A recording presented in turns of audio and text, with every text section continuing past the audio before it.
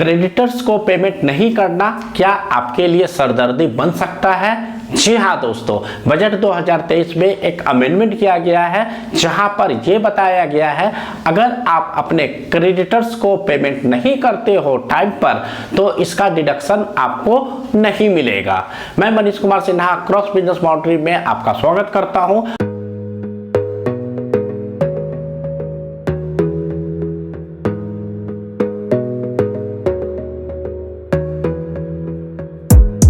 Gotta focus on yourself, on your faith, on your dreams, on your mind, on your health, yeah. You gotta work, never tell, keep your head down, find what you love. Business honour अभी तक वो balance sheet बनाते हैं और अपने balance sheet में sundry creditors के नाम पर बहुत सारा पैसा लगा देते हैं, लिख देते हैं। इसका ये मतलब है कि हमने माल तो परचेज किया है, हमने सर्विसेज तो लिया है, लेकिन उसको हमने पेमेंट नहीं किया है।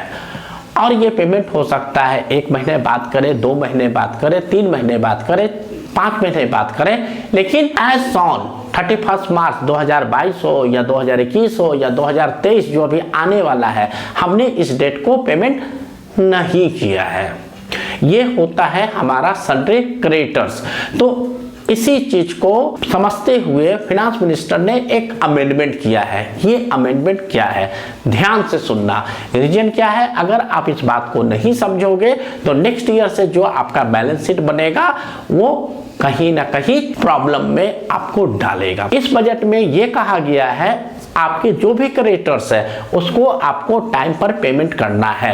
टाइम पर पेमेंट का क्या है, वो क्रेडिटर्स जो एमएसएमई रजिस्टर्ड है, इट मींस वो बात कर रहा है जो सिर्फ एमएसएमई में रजिस्टर्ड है। तो एमएसएमई रजिस्टर्ड क्रेडिटर्स को आपको 15 दिन में पेमेंट करना है या मैक्सिमम अगर आप 15 दिन में पेमेंट कर दे तो very good, otherwise maximum 45 days में आपको पेमेंट करना ही करना है। इट मींस अगर आपका क्रेडिटर्स 15 दिन या 45 दिन में आपने पेमेंट नहीं किया तो उस केस में जो भी आपने क्रेडिटर से सर्विसेज लिया है, गुड्स लिया है, वो डिसअलाउ कर दिया जाएगा।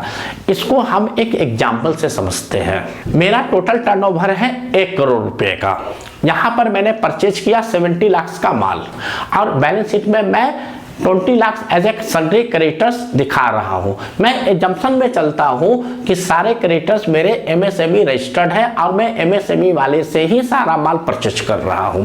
31 मार्च 23 में जो मेरा क्रेडिटर्स है 20 लाख का, जो मैं एज ए सन्ड्री क्रेडिटर्स दिखा रहा हूं, पेबल में दिखा रहा हूं, अगर ये बिल 31 मार्च 2021 को या तो 15 दिन नॉर्मल सिनेरियो में या हम उससे अप्रूवल ले लेते हैं तो मैक्सिमम 45 दिन से ज़्यादा का नहीं होना चाहिए। इट मीन्स ये जो टोटल 20 लाख का क्रेडिटर्स है इसका जो बिलिंग डेट है वो 15 फरवरी या उसके बाद का होना चाहिए।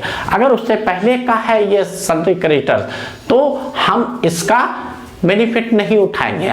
लेट्स अज्यूम आपका जो क्रेडिटर्स है वो 20 मार्च का है, 25 मार्च का है या 30 मार्च का है, तो इस केस में आप नेक्स्ट 15 दिन मतलब 15 अप्रैल तक पेमेंट कर दें या आप उससे अप्रूवल लेके अगले 45 दिन में मतलब 15 मई तक तो आपको पेमेंट करना ही करना है।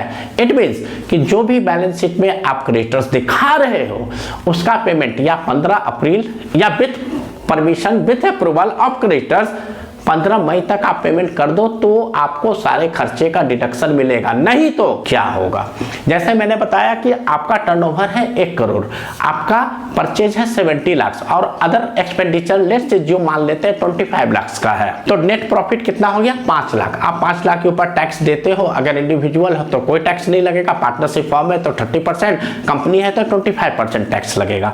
लेकिन इस इनकम टैक्स एक्ट में कहा गया है कि अगर आप क्रेडिटर्स का टाइम पर पेमेंट नहीं करते, लेट्स से जो मैं ये मानता हूं कि 20 लाख क्रेडिटर्स जो एमएसएमई रजिस्टर्ड है और उसको आपने 15 मई तक पेमेंट नहीं किया या वो पहले का है जो आप विद इन 45 डेज पेमेंट नहीं करते हो तो ये डिसअलाउ कर दिया जाएगा। इट मींस कि आपका इनकम 5 लाख नहीं होके 5 + 20 25 लाख हो जाएगा और इसके ऊपर आपको टैक्स देना पड़ेगा। तो आपको लगेगा कि पैसे भी नहीं है, 25 के ऊपर तो काफ़ी हैवी टैक्सेशन हो जाएगा, ये आपका प्रॉब्लम है। लेकिन बजट 2023 में यही अमेंड किया गया है कि अगर आप पेमेंट टाइम पर क्रेडिटर्स को नहीं करोगे तो ये एक्सपेंडिचर डिसअलाउ कर दिया जाएगा, इसके ऊपर टैक्स लगेगा और इसका एक्सपेंडिचर जब आप नेक्स्ट ईयर में पे करते हो तो उसका उस टाइम डिडक्शन मिल जाएगा।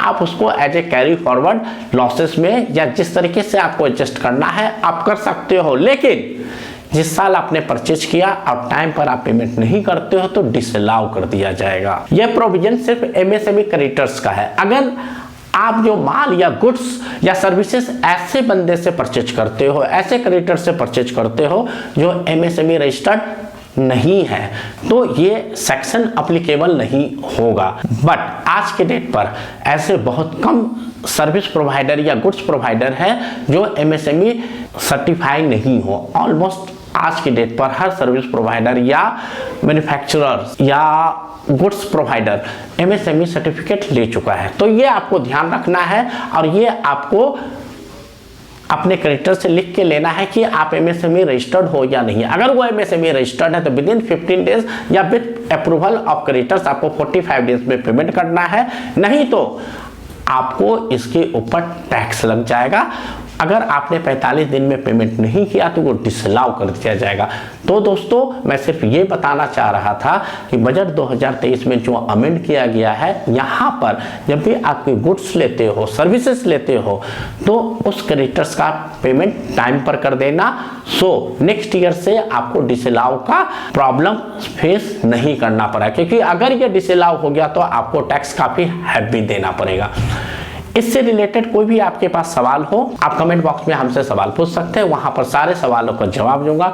इस वीडियो में हमने बात किया कि एमएसएमई में अगर आपको कोई पेमेंट करना हो तो सेक्शन 43B किस तरीके से अप्लीकेबल होता है। कुछ और आपके सवालों के जवाब लेके हम नेक्स्ट वीडियो में आएंगे। जब तक आप अपने सवाल को हमारे कमेंट बॉक्स में लिखें और नेक्स्ट वीडियो का इंतज़ार करें।